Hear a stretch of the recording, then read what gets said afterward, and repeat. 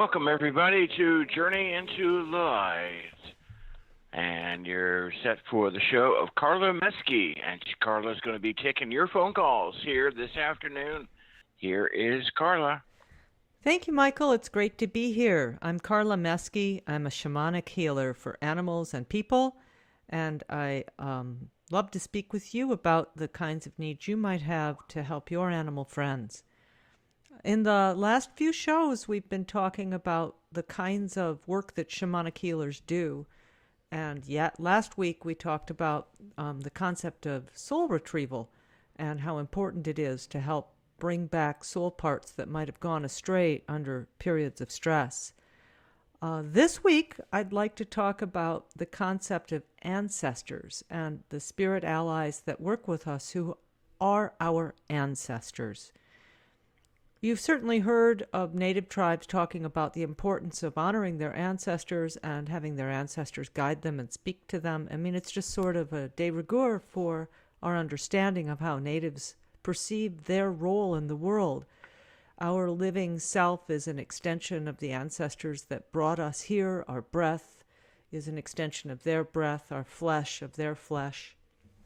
And you may recall the show that we did where Andrew Ecker was our guest, and he was talking about how when he calls in the directions, he's calling in the people who birthed him, his father, his father's father, his mother's mother, and so on, in order to really get a sense of who he is and how important their lineage was in creating him and helping him be who he is today.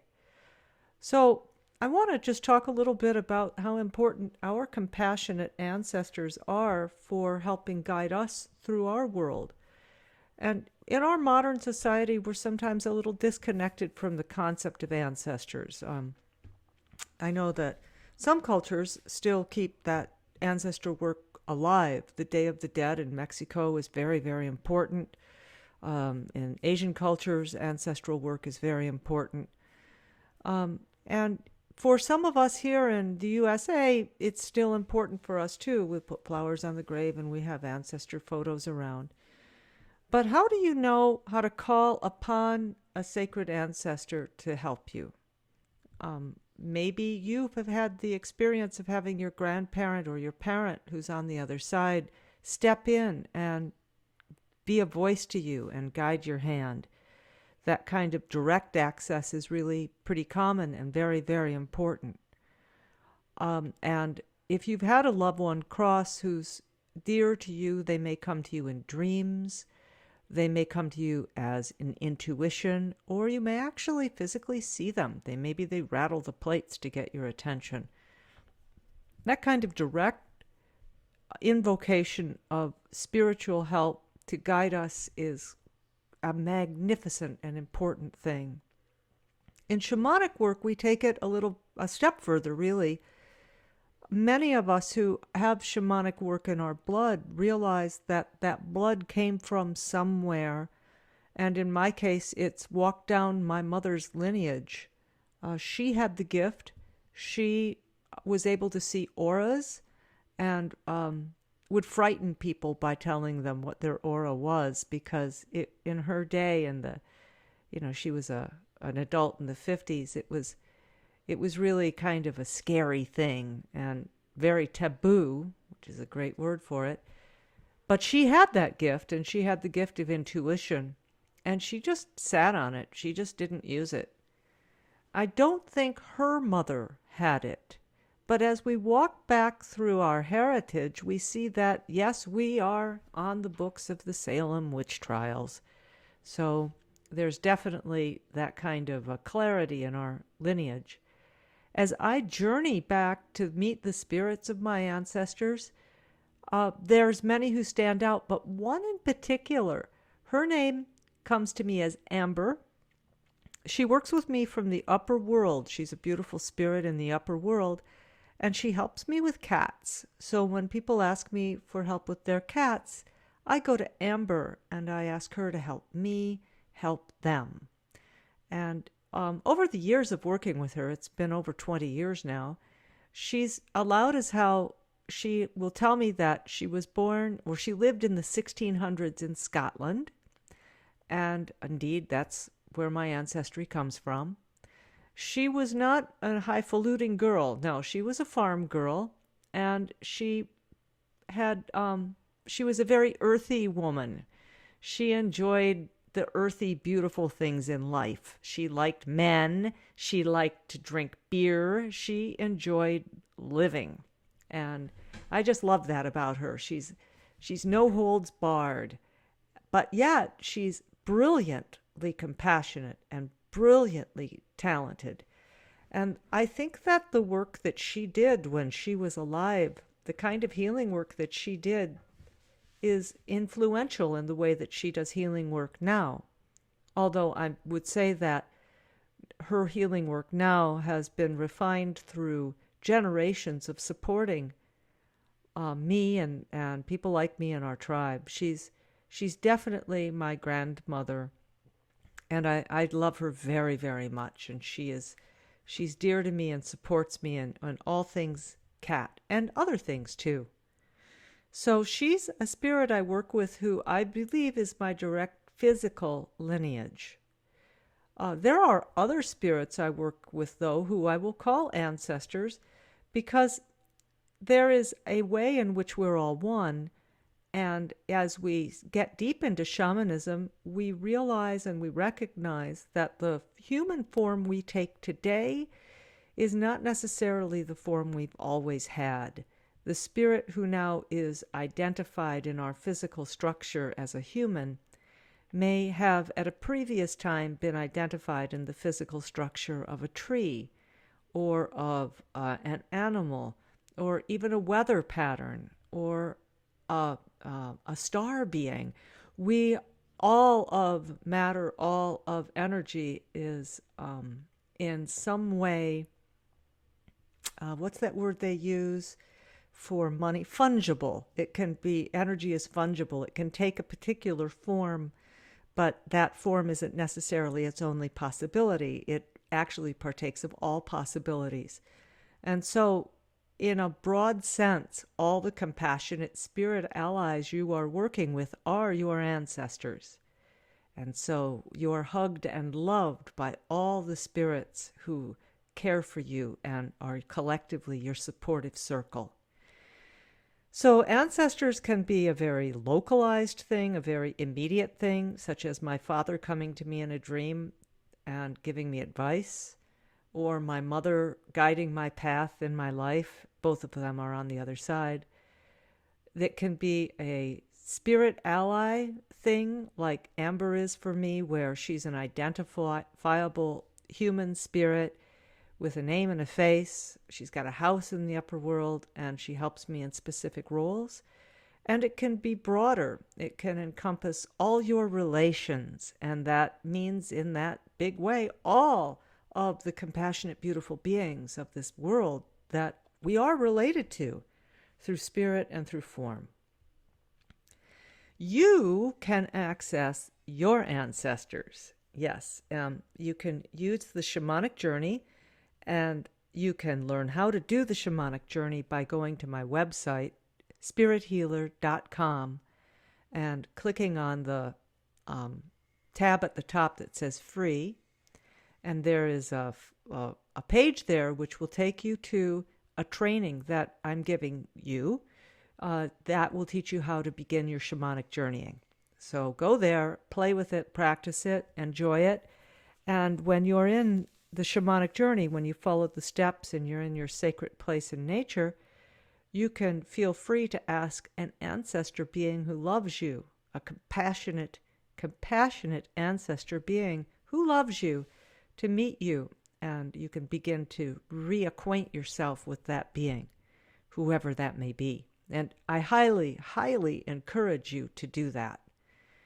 Ancestors are our first line of connection to spirit of human form for the most part. Our very first line of connection in spirit is most often our power animal, the kind of spirits who come to help us often take the shape of an animal like an owl or an eagle or a bear or a wolf. And we call those power animals, and they're most usually the first spirit that a person will meet when they're learning to journey. However, right after that are your ancestor beings. And you may find that you meet the ancestors in your lineage, as I have, who are instrumental in passing the gift through to you. I don't think you'd be listening to this if you didn't have that propensity. You're drawn to hear these words because you have that propensity and your soul is awakening again to your gift.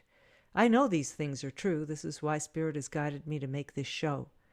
So go to my website, spirithealer.com, take that first lesson and use it as a way of engaging with the compassionate ancestors who want to guide you on your personal path. Wow, that's a lot of words. Michael, do we have anyone who would like to have a chat with me today? Yes, we have Carmen in Florida. Great, thank you. Carmen. Hi, Carla. Hi, how are you? I'm doing okay. Got a little bit going on here. I'm excited to talk to you because I feel like you might be a good person to take this on. Okay. And so I didn't know if I should just go right in. So Yes. I had lots of pauses there. No, go ahead. Thank you. What's been going on is my sleep has been very off. I pretty much haven't been able to sleep through the night, or I'm waking up in the middle of the night around 4 o'clock and I can't go back to sleep until 8 or 9 in the morning. And sometimes I'm not even getting 6 hours of sleep. Aside from that, in the last 2 weeks, my dog, who is totally healthy on super healthy organic food, started having issues. Both of her anal glands became abscessed, and one ruptured and the other one had to be lanced. She had like some kind of vaginitis thing going on before that. And then in the last 4 days, I had to literally burn resins and things to get rid of some kind of a dark, cloudy entity type thing that was in my room. And what was going on is that, I would stay up late or whatever. I'm on my computer. There's a low lamp on, a lamp that, gives enough light. But it would seem like a cast of a cloud would move. But this time I actually literally saw something like a cloud move in the corner of my room. And I knew that there was nothing that could create a shadow like that. So the first thing I did, fortunately had to deal with certain types of things, not that exact type of thing. Before I opened my window, I asked it to leave. As soon as I stood up and I started burning some Palo Santo in the corner, I felt my crown chakra start tingling really badly, like something was just completely covering the top of my head. It was very intense. I was able to feel like I got rid of it. Set off the smoke alarm trying to do so. And then after a few days, I was just so disturbed by that. I don't know if it invited it back in, but I had the same similar type of situation going. So I don't know what's going on.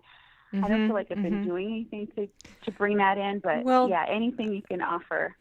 You've got 3 things going on here. The one is that your dog is sick, and one is your sleep patterns are disturbed, and the third is that you have some kind of a visitor. And yes, the sleep pattern and the visitor are probably related. Just that your energetic situation is occupied. You got stuff going on. The dog, I don't know whether that would be related or not. The burning of San Paulo is, of course, very powerful and very important. The thing about these entities, though, is that just saying get out of here is not necessarily going to solve your problem, because where is he supposed to go? Down the street? Go into the backyard and sit under the tree until you say, oh, now you can come back in. What are you going to do with that? And who is that being? That's another big thing. So from a shamanic point of view, we have a couple of underlying concepts that we use to do clearing work. The first is that we never, ever, ever, ever, ever do anything unless we are in direct companionship with compassionate beings who know more and can do more than we can. So if I were to do a clearing on your house, which I'm not going to do over the radio, I'm not going to do that. But if I were, the way that I'd approach it is I would do journey and go deep into a meditative state with my spirits. I would call in my ancestor beings, as we've discussed, including the beings who help me with this kind of deep clearing work. A lot of people use the archangels for this. I ask them to be supportive, but the actual spirits I work with are personal helping spirits that I know directly, and I work with them. They would fill me with a brilliant white light, and they would give me a sword, but it's a sword of pure compassion. So why a sword? Because it's strong, and it represents all of the things that swords represent. Like, I am going to stand up against you, and I am going to take care of business with you. There is no two ways about it, Spirit. I am carrying this big sword, and it will take it. You can't get past it. So it's defensive, but it's a sort of pure compassion. Its only energy is compassion. So they can't come past it, but it doesn't harm them. It heals them. The secret to dealing with entities is healing them. Not being afraid of them, not casting them out, healing them. That's the secret. So with that being said, it doesn't mean you can heal them. You can't. I mean, you might be able to, but not likely. The spirits that you ally yourself with, the compassionate, loving beings you ally with, do the healing work. And you, as a shaman, I'm not saying you can do this because you're not trained in this way, but the shaman's role is to be a bridge between those beautiful, compassionate spirits and the beings who need help. And in this case, the being who needs help is that lost wandering soul who's hanging around in your house, twiddling his thumbs and whistling Dixie and keeping you up at night. And that spirit, why he's chosen your house to be in, or she, why, that's a whole nother matter. But fixing that problem involves helping that spirit be where that spirit belongs to be. 90% of the time, those spirits are lost wandering souls. They're people who died and didn't know they dropped dead, and they need to go to heaven. They just do. Yeah. So when I bought this house, it was filled with them. Go ahead. Yeah. I probably need to be trained in that. That's just so helpful because I have some gifts that I'm afraid to use. But I guess I need the proper training because I feel like I keep being confronted with these types of situations where I have to step into my power. Yeah. Like, I don't want to. Can somebody else do it? Well, yes, you do need to be trained. The work I'm describing is advanced shamanic work, so it would take you many years of becoming good at it before you could do it. In the meantime, I suggest you hire a good shaman to clear out your house and solve your problems. What city are you in? Orlando, and I'm renting a room, and I actually moved from here probably next month, hopefully next month. All right. Well, however it works, I know people in Orlando, so send me an email, and I can hook you up. Because that's a town where I have a lot of contacts and dear friends. And I will be there in May at some point. I'm going to be there in May. So. Oh, yay! Okay, that's awesome. I'm so excited about that. Now, most shamanic practitioners will work at a distance. So I would do healing work like that at a distance. And most talented shamanic practitioners would as well. Sometimes it's nice, though, when you're dealing with spirits of location like you are, that to have somebody actually come to the place. So, it's always your option. Yeah.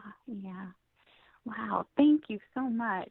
Super helpful. Now, here's what I want you to do, though, immediately. I'd like you to go to my website and download that free training and journey and meet your power animal. And get to know your power animal and ask that power animal to be with you at night.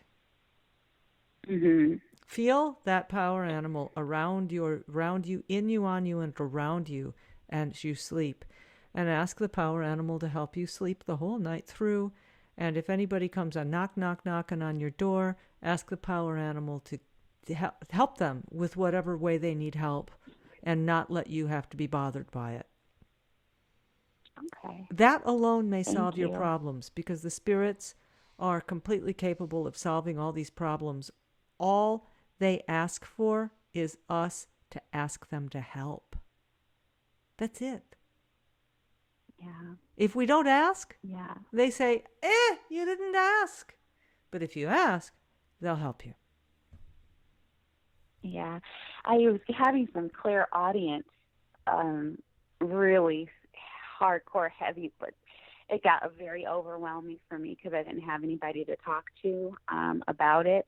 And so it made me feel like I was going crazy. So sometimes I've heard that you're supposed to ask, who are you? Why are you here? And I'm like, I've been fighting it. So, yeah.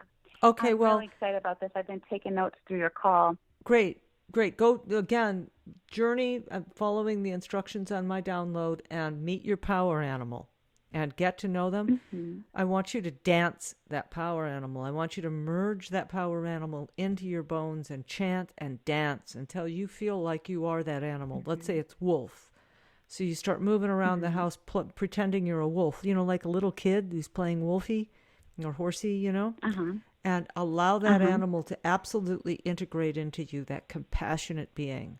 Get to know that animal really, really well. And then when you have clairaudio, you just say, hey, power animal, what the heck is that? Who is that speaking to me? And then you go into a journey and you meet the person behind the voice. How fun is that? Spirits are everywhere, and they're knocking on your door, and probably they're very nice people. So, you've got this whole community you can get to know. It's fun. Don't be afraid of it. Enjoy it. Yeah. Thank you. You're welcome. Thank you. Yeah, I hope I can find a community of people who can, kind of, where we can talk about these things, because it's tough sometimes. Well, for you've me. You've got the spiritual community over what's that town near DeLand? Oh. Yeah, it's a whole spiritual community there. That's all they do is this kind of stuff. There's a whole group of people. Okay. You can go there and get all the training you need from them. They don't do shamanic work per se. They're spiritualists, but they're very good and they're very nice people. Oh, that's good to know. Yeah, I've heard of that city, but I didn't know. I feel like there was a almost kind of a festival, like a spiritual festival there, but I didn't know about it till late, so I didn't really, I wasn't able to go that year. But yeah, I'm going to Google that too. But I'll definitely be on your website right after this call, because I'm excited to do the journey, and because I'm like, I don't want it to come back.